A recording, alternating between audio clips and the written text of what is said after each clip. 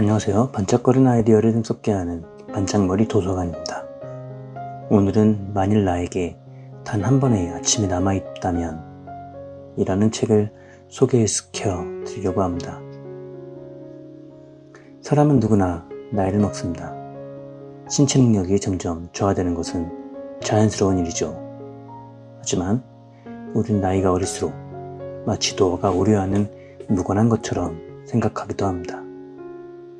나이를 먹는 것을 두려워하거나 불안해하는 사람도 많지요. 이 책은 6분의 노년을 맞이한 분들과 인터뷰를 담고 있습니다. 그분들이 삶을 어떻게 바라보고 어떤 지혜를 얻었는지 기록한 내용이죠.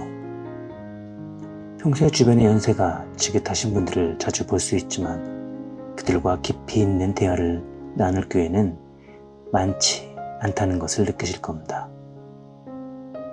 그러나 이분들은 우리보다 훨씬 많은 경험을 쌓은 인생의 선배들입니다.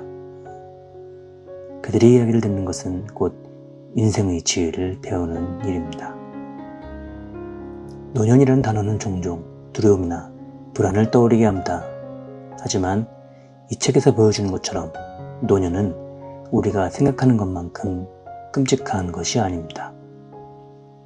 시력이 약해지고 귀가 잘 안 들리고 걷기가 힘들어질지 모르지만 이런 변화조차 자연스러운 삶의 일부입니다. 오히려 그 속에서도 인생의 의미를 찾아갈 수 있습니다. 그리고 그 의미는 몸이 얼마나 건강하냐와는 상관없이 우리에게 주어집니다. 저도 벌써 46이 되었고 엊그제만 해도 10살이었던 것 같은데 어느새 세월이 흘러 이렇게 나이를 먹었습니다. 나이를 먹을수록 시간은 더 빨리 흐른다고들 하죠. 여러분들도 저도 언젠가는 노년에 이르게 될 것입니다. 그렇다면 이 과정을 먼저 경험한 이들의 이야기를 통해 우리는 후회 없는 삶 그리고 노년을 어떻게 준비해야 할지 배울 수 있지 않을까 합니다. 이 책은 단순한 인터뷰 이상의 가치가 있습니다. 삶의 마지막 장을 어떻게 쓰고 싶은지 고민하고 있다면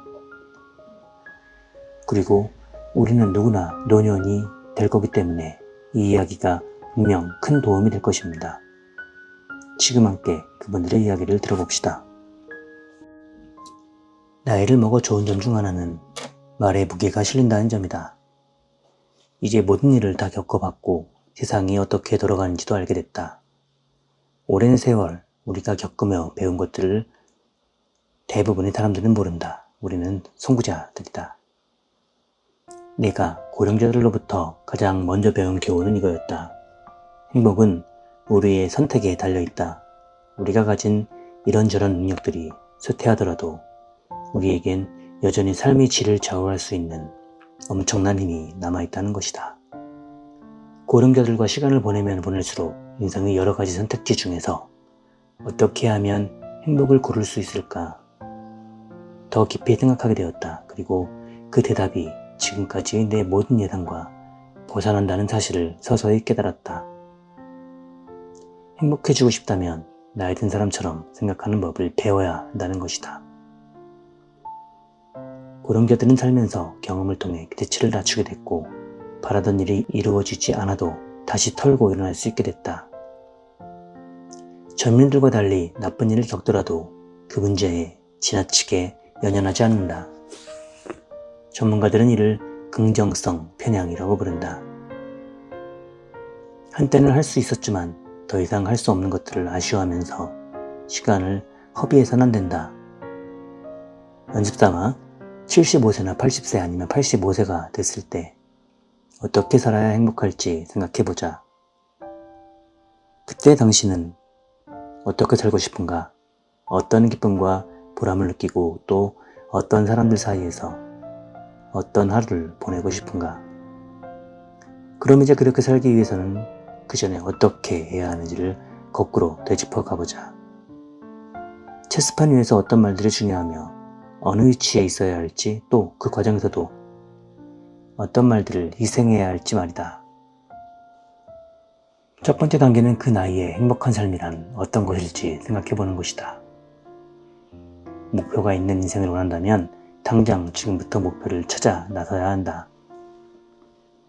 서로의 인생을 갉아먹기만 하는 결혼 생활은 일찌감치 정리해버리는 게 해답이 될 수 있다. 절대 쉬운 일은 아니다. 85세에는 어떻게 살아야 즐거울지를 열심히 그리다 보면 노년시기를 이미 결말지어 지어진 한 이야기에 딸린 후기 정도가 아니라 계속해서 이어지는 이야기 후반부로 볼 수 있게 된다. 그러면 인생의 과정도 달리 보인다. 그전까지는 우리 인생을 취직이나 첫집 장만과 같은 굵직굵직한 사건들이 시간순으로 나열되는 것으로만 보았다면 이제는 수십 년에 걸쳐 같은 주제들이 반복되고 발전하는 하나의 작품으로 보게 된다. 공부와 일 그리고 사랑을 인생의 특정한 시기에만 일어났던 사건으로 한정하지 않고 평생 조금씩 다른 형태로 반복해서 겪어나갈 수 있다. 나이가 들면서 배우게 되는 한 가지 교훈은 나이 들면 우리 생각과는 다르다는 것이다. 흔히들 몸과 마음이 쇠약해지면 인생이 크게 달라질 거라고 생각한다. 하지만 대부분의 고령자들은 계속해서 그대로 살아간다. 행복은 선택에 달려있다. 우리에겐 여전히 삶을 좌우할 수 있는 엄청난 힘이 남아있다. 고령자들은 모두 노화로 인해 몸의 근육이 줄어들고 있었다. 근육 감소증이라 불리는 이 현상은 중년부터 시작되며 80세 무렵이면 전체 근육량의 3분의 1 혹은 절반가량이 감소한다. 목과 팔의 피부는 축 처지고 희미하게 남은 오랜 멍자국처럼 얼룩덜룩한 반점들이 여기저기 생긴다. 이제 프레드의 얘기가 나옵니다. 이 프레드는 여기 나오는 고령자 6명 중에 한 명입니다. 프레드는 늘 부드러운 미소를 보인다. 나한테 행복은 지금 일어나고 있는 일이야. 다음 세상에서가 아니고 오늘 밤에 춤추러 갈 거라서 행복한 게 아니야. 지금 이 순간에 행복하지 않으면 행복한 게 아닌 거야. 좋은 날이 있고 나쁜 날도 있는 거지. 하지만 전체적으로는 좋은 날들인 거야. 프레드는 행복하려고 크게 애쓸 필요가 없었다. 그는 평화로운 순간 행복했다. 그러니 그저 편안히 기대에 앉아서 자신을 맡겨버리기만 하면 된다. 그는 현명하게도 자신의 삶이 주는 행복을 기꺼이 받아들였다. 내가 아는 어떤 사람은 사회보장수표를 한두 번쯤 받았다. 그런데 지금은 저 세상에 하고 없어. 나는 그 수표를 20년이 넘게 받고 있는데도 아직 이렇게 멀쩡히 살아있단 말이야. 하나님께 감사해야 할 일이지. 왜 그럴까 생각해 보려고 안 해. 그리고 다른 사람들보다 낫다고 생각하지도 않고 그냥 하나님께 감사하고 내가 110세가 될 때까지 숨쉬게 해주십사 하고 바라는 거야. 그때가 되면 나는 알겠어요. 다른 사람들에게 자리를 비켜주겠습니다. 라고 할 거야. 그러면 자네는 나를 그냥 화장해버려.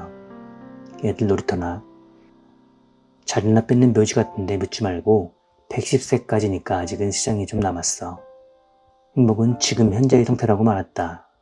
요나스는 살면서 커다란 위기를 2번이나 겪었지만 무사히 살아남았다.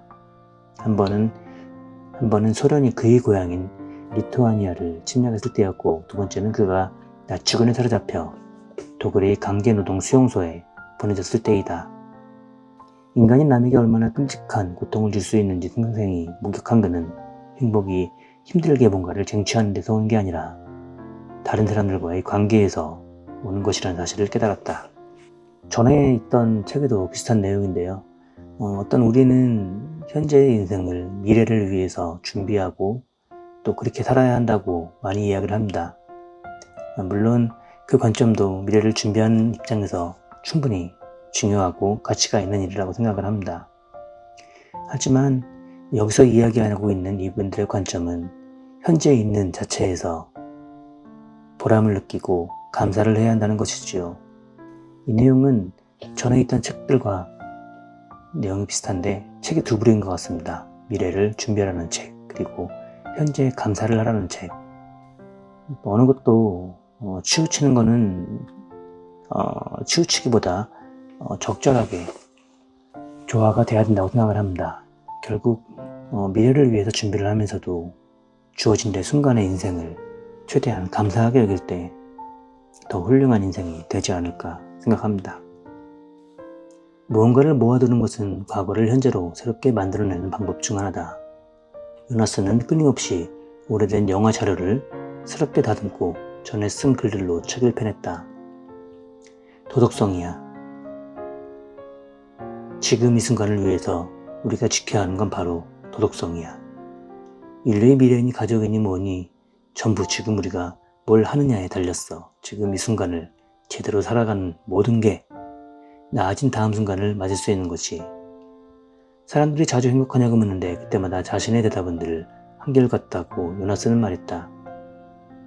당연히 행복하다는 것이다. 난 언제 웃고 있어야 행복한 거라고 생각하지 않아. 마음속으로 행복한 게 진짜지. 살면서 두루두루 다 잘해왔고 다른 사람을 불행하게 하지 않았다고 느끼게 돼. 조금 있다 아니면 당장 내일이라도 무슨 일이 터질까? 초조해하지 않아. 그냥 될 대로 되라고 내버려주지도. 걱정도 하지 마. 그러면 안정된 삶을 살 수 있어. 내가 바로 그렇거든. 살 날이 얼마 남지 않았다는 것을 아는 너희는 당장 즐거울 수 있는 일에 에너지를 집중하는 반면 아직 갈 길이 먼 젊은이들은 비록 앞으로 쓸모가 없을지 모르더라도 새로운 경험이나 지식을 쌓기를 선호한다. 우리는 필요에 따라 잊어버리거나 기억한다. 그러니 기억을 조금만 잃는다 해도 여전히 괜찮은 삶을 살아갈 수 있다. 결국 약해지는 기억력을 유리하게 활용하는 법을 우리는 배울 필요가 있다. 죽음은 삶이 적이 아니라 친구라는 생각이 가끔 든다. 언젠가 끝이 있다는 사실 덕분에 삶이 더 소중하게 느껴지기 때문이다. 행복의 선택은 자신에게 달려있다.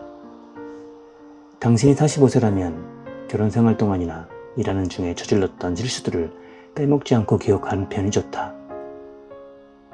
실수를 통해 교훈을 배울 수 있기 때문이다. 하지만 90세라면 잊어버리는 것이 더 현명할 수 있다.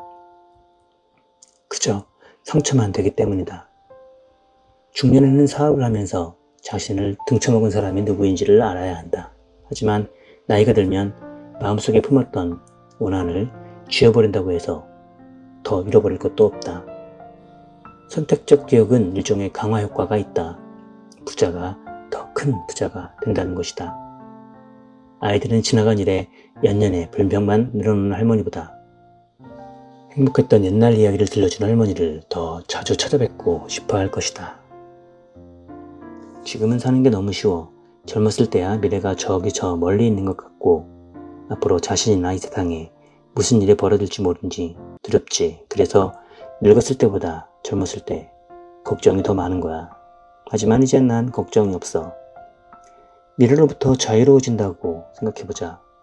그건 바로 당신이 일어날 단 한 가지 사건이 죽음을 제외한 나머지, 즉 일어나지 않을 수도 있는 모든 일로부터 자유로워지는 것이다. 단 1분의 1이라도 그 기분이란 마치 처음 하늘을 나는 것처럼 가볍고, 우리는 첫 번째는 무엇을 하고 누구와 시간을 보낼지에 대해 점점 더 까다로워지는 경향이 있다. 칵테일 파티에서 사람들과 어울리거나 누군가에게 작업을 거는 일은 더 이상 큰 진의가 없다. 그들은 새로 친구를 사귀거나 새로운 인간관계를 맺으려 하지 않았다. 두 번째는 나이가 들수록 점점 자기중심적인 사고에서 벗어나 자신이 큰 전체의 일부라는 인식을 하게 된다는 것이다. 고령자들은 자신들이 외로이 홀로 있는 게 아니라 명상을 하며 혼자 보내는 시간을 중요하게 여긴다고 말했다. 나이가 들수록 더 현명해지며 현명할수록 더 행복해진다는 사실을 발견했다. 남은 날이 얼마 되지 않는다고 생각하면 젊은이들도 노인과 마찬가지로 시시한 것들에 신경을 쓰지 않게 된다고 아델트 교수는 말한다. 자기중심적인 성향이 줄어들어요. 하찮은 것에 쓰던 에너지들은 이제 진짜 중요하다고 생각하는 핵심적인 것들에 쏟아붓는 거죠. 나이와 상관없이 현명해지기 위해서 제일 먼저 우리도 죽는다는 사실을 진심으로 받아들이고 그 안에서 더욱 만족하면서 살아야 한다. 2000년 전 스토아파 철학자인 세네카는 이렇게 주장했다. 노년을 소중히 여기고 사랑해야 한다. 어떻게 해야 할지 알든 모르든 즐거움이 가득 넘치는 시간이기 때문이다.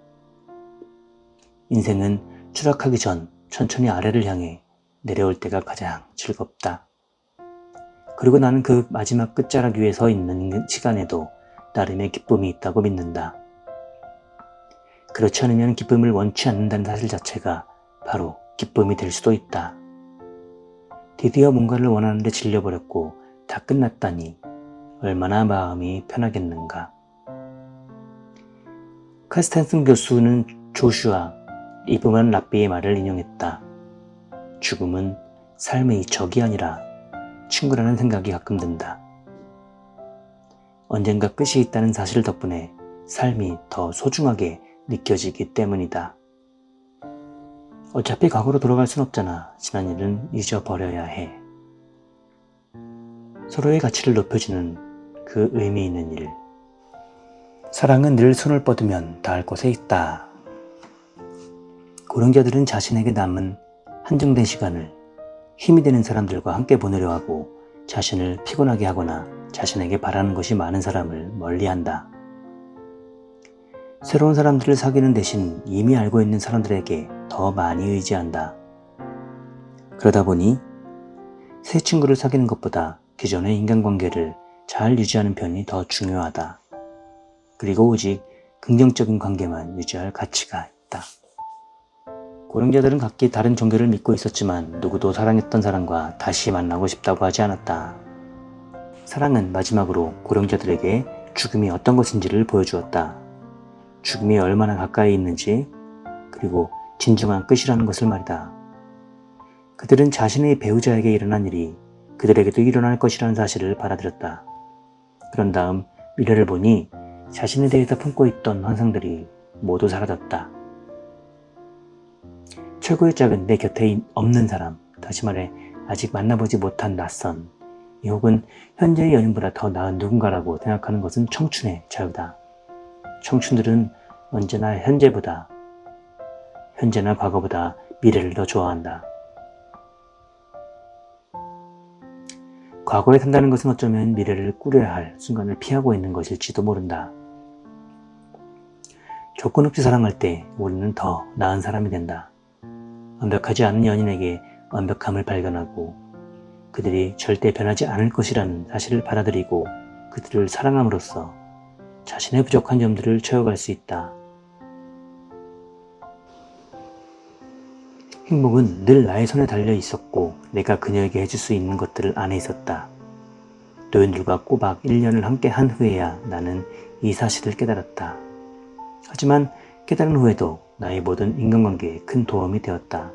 연인뿐만 아니라 친구들, 동료들, 그리고 가족들 사이에서 마찬가지였다. 만족은 늘 손을 뻗으면 닿을 곳에 있었다. 조금만 더 일찍 알았다면 좋았을 것들. 내가 하루 중에 제일 좋아하는 시간은 아침에 일어나서 또 하루를 주셔서 감사하다고 하나님께 기도를 올릴 때야. 그가 이렇게 말하면서 씩 웃었다. 그게 내가 하루 중에 제일 좋아하는 시간이야. 노년은 그때를 살아보지 않은 이들이 규정해 놓은 개념이다. 우리는 끊임없이 한계를 넘어서라고 얘기하는 문화 속에 살고 있지만 이따금 그 한계들을 안고 살아가는 편이 더 생산적일 수 있다. 남은 시간이 많지 않은 사람들에게는 어쩌면 단기적인 해결책들이나 그냥 받아들이는 자세가 최선일 수도 있다. 처음에는 그들이 포기했던 것들에 비해 얻을 수 있는 것들이 무척 하찮게 보였다. 하지만 1년을 지내며 나는 그렇지 않다는 사실을 깨달았다. 그들이 얻는 보상은 삶을 가득 채울 정도로 컸다. 고령자들이 지금과 같은 건강 상태를 선택하지 않은 것처럼 우리는 어떤 나이에서도 몸 상태를 마음대로 고를 수 없다. 고령자들은 자신을 할 수 없는 것이 많은 몸이 아니라 할 수 없는 몸으로 어떻게 살아갈지 전략을 가진 몸으로 보았다. 나는 서서히 고령자들이 그저 죽음을 준비하는 방법이 아니라 삶을 살아가게 하는 방법을 발견한 게 아닐까 하는 생각이 들었다. 그들과의 대화는 점점 죽어가는 이야기가 아니라 살아가는 이야기에 대한 토론이 되어갔다. 그들은 각각 다른 것들을 가르쳐 주었다. 프레드는 감사의 힘을, 핑은 행복하도록 선택하는 법을 가르쳐 주었다. 또 존은 죽음을 받아들이는 법을, 헬렌은 누군가를 사랑하고 그에게 필요한 사람이 되는 법을 알려주었으며, 요나스는 목표를 가지고 사는 법을, 마지막으로 루스는 소중한 이들을 돌보는 법을 가르쳐 주었다. 사회는 지난 수백 년간 어른들을 의지하며 가르침을 받아왔다. 가르침에 귀를 기울이지 않기 시작한 것은 겨우 최근부터다.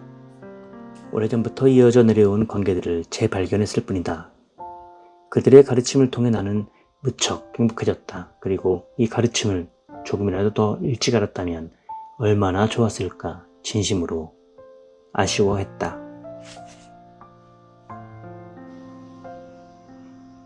프레드의 수업. 프레드는 지금까지 내가 만난 어떤 사람보다도 여전히 누릴 수 있는 기쁨에 감사하며 매 순간을 살았다. 고통은 잠시일 뿐이라고 그는 생각했다. 그리고 내일을 걱정하지 않았다. 그저 살아서 내일을 즐길 수 있기를 바라는 정도였다. 그와 마주 앉아 있으면 가진 것들에 대한 감사하지 않는 내가 옹졸하게 느껴졌다. 나는 프레드에 비해 무척 사치스러운 것들에 만족하고 있었다. 왜 그게 고마운 줄 몰랐을까? 우선 나는 쉬운 것부터 시작했다. 부모님과 여자친구에게 받는 사랑, 친구들과 함께 보내는 시간, 일에서의 성공에 감사했다. 삶은 이렇게 홀로 싸워가는 전투가 아니었다. 나에게 주어진 선물이자 나를 든든히 받쳐주는 힘이었다. 그런 것들을 누릴 수 있다는 것은 행운이었다. 삶은 그 자체만으로도 감사할 일이었다. 친절을 고마워하는 사람과 함께 있으면 더 즐겁기 때문에 그 주변에는 사람들이 더 많아지고 더 많은 친절이 오고 간다. 반면 감사할 줄 모르는 배은망덕한 사람을 좋아하는 이는 없다. 하지만 누가 보든 보지 않든 항상 감사하며 사는 사람들도 있다. 다른 사람들보다 더 나은 삶을 살고 있는 것은 아니지만 그들은 조그만 일에도 감사할 이유들을 더 많이 찾아낸다. 프레드 존슨도 그런 사람들 중에 하나다. 그는 감사를 드리고 행복해하고 행복하다는 사실을 그 사실에 또 감사하며 더욱 행복해한다. 힘겹게 살거나 편안하게 살거나 감사할 일은 주변에 널려 있다. 무언가에 감사한다는 것은 나를 위해 우주의 성스러운 힘이 작용한다는 사실을 인정하는 것이다. 삶은 이렇게 홀로 쌓아나가는 전투가 아니었다. 나에게 주어진 선물이자 나를 든든히 받쳐주는 힘이었다. 그런 것들을 누릴 수 있다는 것은 행운이었다. 이 핑의 수업. 남들은 위로를 안 해줘 자기가 자신을 위로해야지. 우리는 난관에 대해서 배워야 할 점이 있다. 고령자들은 복잡한 감정을 해결하라고 애쓰기보다는 그것을 인정하는 경향이 있다. 인생이 처음부터 끝까지 전부 다 좋을 필요는 없고 당연히 그렇게 될 리도 없다는 사실을 인정하는 것이 중요하다. 코넬 대학의 칼 필레먼 교수는 그럼에도 불구하고 행복한 것과 그래야만 행복한 것을 구분했다. 전자는 노년의 즐거움이고 후자는 젊음의 괴로움이라는 것이다. 그럼에도 불구하고 행복하려면 행복하기로 마음을 먹어야 한다. 문제를 깨닫고는 있지만 그렇다고 해서 그 이유 때문에 불만스러워하지 않으려고 노력하는 것이다. 그래야만 행복한 경우는 행복을 외부 상황에 돌린다. 돈이 더 많고 덜 아프고 더 좋은 배우자란 집이 있다면 나는 정말 행복하다는 것이다. 그래야만 행복하다고 생각하는 사람들 때문에 수십억의 돈이 로또나 충동 구매로 흘러들어가지만 다 부질없는 짓이다. 진정한 지혜는 난관이 있더라도 인정하고 받아들이며 행복을 느끼는 데 있다. 간단하게 들리지만 이는 살아가면서 지키기 가장 힘든 것 중 하나였다. 우리가 고민거리를 머릿속에 떨쳐버린다거나 자주 감사하고 남을 돕는다면 그 설정값을 살짝 끌어올릴 수 있다. 핑은 자신의 고통을 삶의 한 부분으로 받아들임으로써 늘 명령한다. 고통은 행복을 막아서는 장애물이 아니라 행복을 따라다니는 일행과 같았다. 그녀는 관절염 때문에 아프고 많은 것을 잃었지만 동시에 삶에서 만족감을 느낄 수 있었다. 삶이 너무 순탄하기만 해도 좋은 게 아니야. 어려운 일도 헤쳐나갈 수 있게 머리를 훈련시켜야지. 지나간 일은 그냥 내버려둬. 그런 다음 거기서 뭔가를 배우는 거야. 나는 뭔가를 잃어버린 뒤에 배워. 나쁜 일을 겪어보지 못하면 나중에 그런 일이 생겼을 때 어떻게 해야 될지 모르거든. 내가 핑에게 잔소리의 비결을 묻자 그녀가 말했다. 우선은 자신을 행복하게 만들어야 돼. 누가 봐도 나는 온갖 고생을 했지.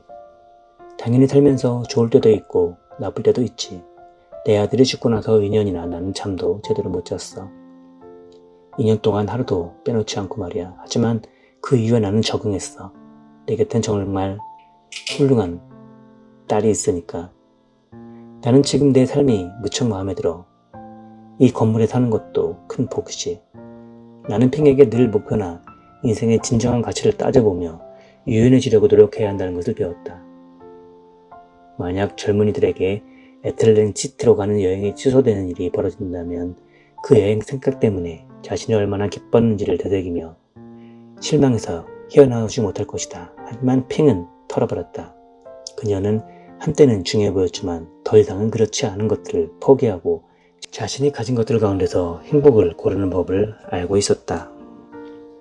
눈앞에 닥친 현실에 맞서 싸우는 대신 그에 맞춰 기대치를 조정했다. 이것이 바로 그녀가 행복을 선택하는 방법이었다. 늘 명령해야 해. 끔찍한 생각들을 절대 하지 말고 아름다운 것들만 생각해. 어렸을 때나 좋아하는 것들. 나는 사후 세계가 없었으면 좋겠어. 뭔가 끝이 없다는 게 상상이 안 돼. 월터가 보고 싶고 다음 세상에서 또 만나고 싶지만 그럴 수 없다는 것도 알아. 사실 차라리 마음이 편해. 모든 게 다 끝나는 거잖아. 존 서런슨. 존의 수업. 난 어떤 일이 있어도 슬프지 않아. 죽음은 누구나 피해갈 수 없다. 하지만 여전히 죽음을 원하는 것은 부끄러운 일처럼 여겨진다. 결국 마지막 순간에는 죽음이 올 수밖에 없다는 사실을 받아들이자 삶은 더 질서정연해졌다. 나는 존 서런슨에게서 죽음을 받아들이는 것은 삶을 받아들이는 것이며 삶을 받아들이면 아무리 비참한 상황에서 있더라도 기쁨 속에서 살 수 있다는 사실을 배웠다. 죽음을 받아들이거나 심지어 바라기까지 한다고 해서 남은 날들이 하찮게 여겨지는 것은 아니었다. 오히려 너무 짧아서 더 소중하게 느껴졌다. 죽음에 대해서 이야기하면 오히려 기운이 났다. 죽음은 모든 것을 가치 있게 만들어줬다. 헬렌의 수업. 난 항상 행복해. 그녀는 이렇게 말하며 자신이 생각하는 행복의 정의를 들려주었다. 나쁜 것들은 절대 생각하지 않는 거야. 전부 다 그냥 내버려둬. 하지만 젊은 사람들은 너무 어려워서 이해를 못할 거야. 헬렌은 혼란 속에서도 행복을 찾을 수 있다는 사실을 알려주었다. 그녀는 꼭 혼란을 해결해야만 행복할 수 있다고 생각하지 않았다. 또 주변 상황 덕분에 삶에 만족하게 되길 기다리지 않았다.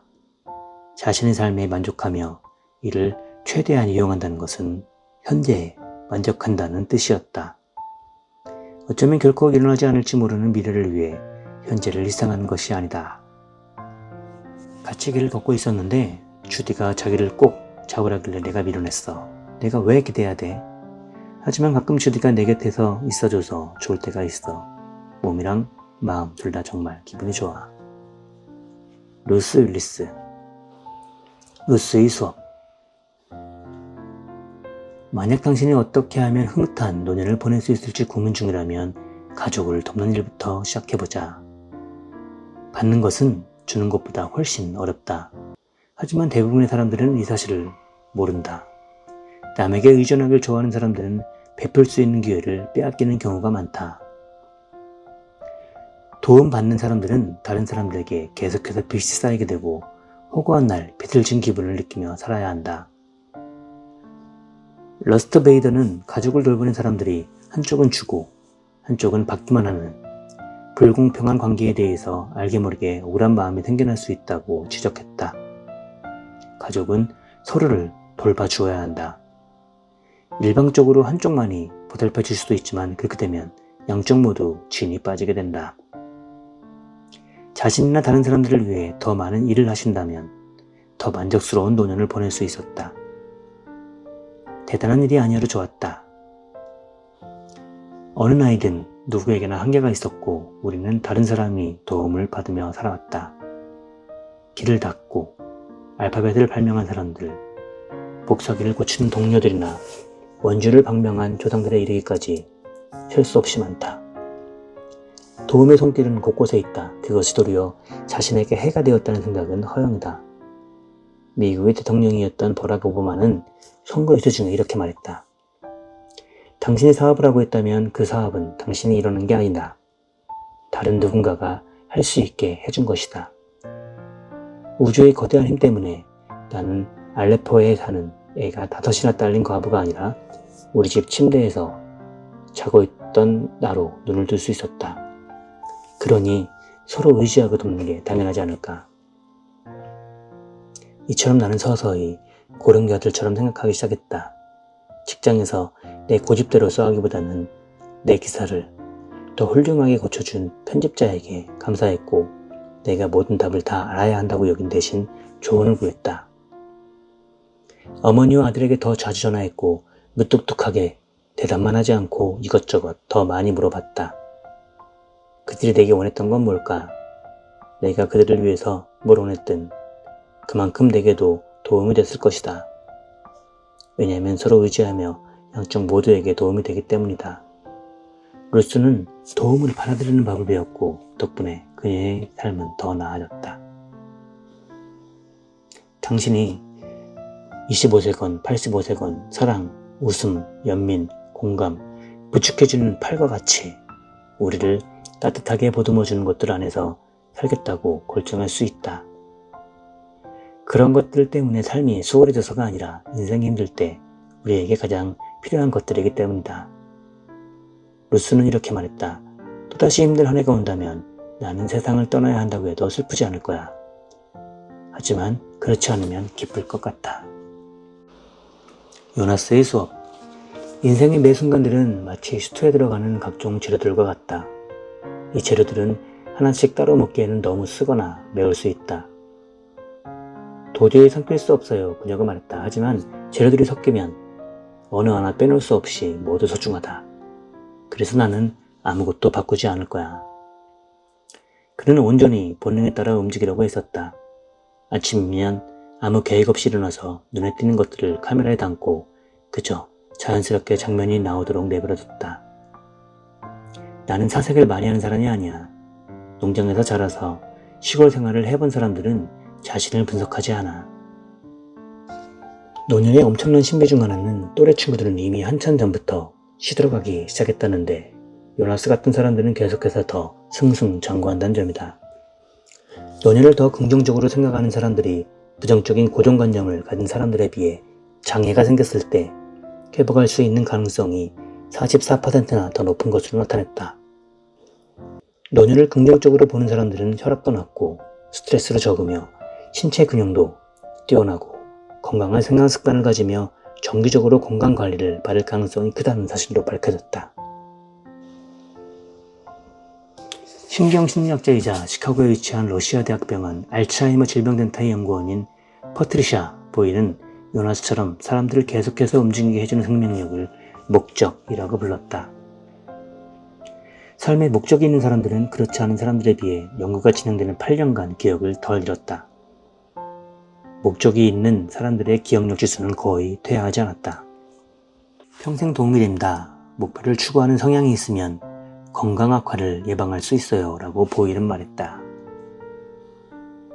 계속 춤춰라. 계속 노래해라. 좋은 술을 마시고 지나치게 생각해지지 마라. 걱정하지 마라. 계속해서 노래하고 춤춰라. 이런 것들은 요나스의 다음 교훈이었지만 많은 사람이 같은 이야기를 할 것이다. 요나스에게 배운 가장 중요한 교훈은 인생에서 늘 목표를 가져야 한다는 것이다. 그렇다면 두말할 필요 없이 가장 먼저 할 일은 목표를 찾는 것이다. 지금 당장. 인생은 믿을 수 없는 순간이었고 매 순간마다 결코 다시 오지 않을 선물이 담겨있다. 감탄하는 건 역시 마음먹기에 달려있다. 핑은 사람들과 마저그라며 감탄했고 포레드는 매일 아침 일어날 수 있는 사실에 감사했다.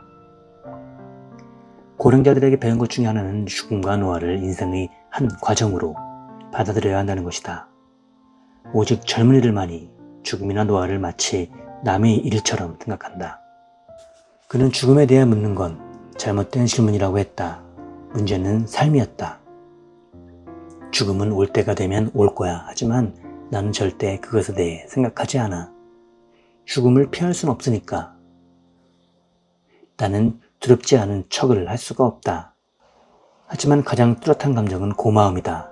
나는 사랑을 했고 사랑을 받았다. 많은 것을 받았고 그 대가로 무언가를 주었다. 책을 읽고 여행을 하고 생각하며 글을 썼다.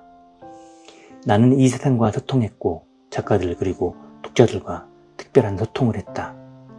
그 무엇보다 나는 이 아름다운 행성에서 지각 있는 존재, 생각하는 동물이었고 그 자체가 엄청난 특권이자 모험이었다. 어떻게 하면 우리는 이런 마음가짐으로 평생을 살 수 있을까? 말기암이 걸리지 않고도 삶이 저절로 주어진 위대한 선물이라는 사실을 깨닫지 않을 수 없을까? 어떻게 해야 마음속으로 특권과 모험을 만끽하며 살 수 있을까? 나는 고령자들과 하늘을 보내며 이 질문을 끊임없이 되풀이했다.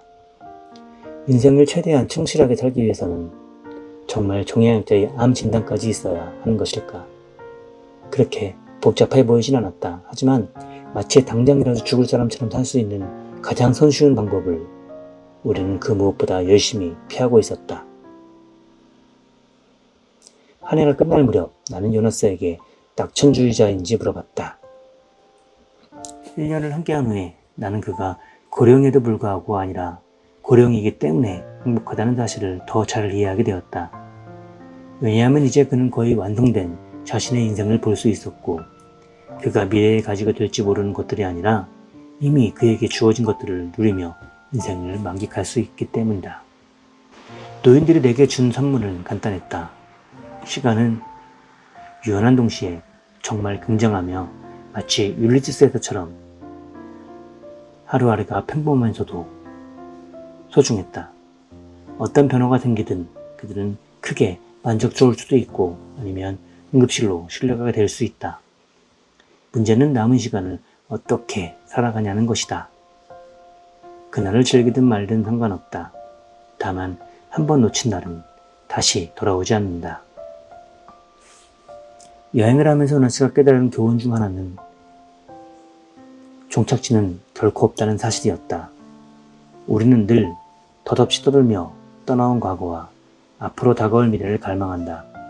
하지만 둘 다 환상에 불과할 뿐이다. 이 글을 읽는 순간 내 머릿속에 노년 혹은 모든 영역들을 어떻게 바라보아야 할지에 대한 한 가지 방법이 떠올랐다. 비록 낯설고 모든 것이 불확실한 환경이지만 다른 대안보다는 낫다고 생각하는 것이다.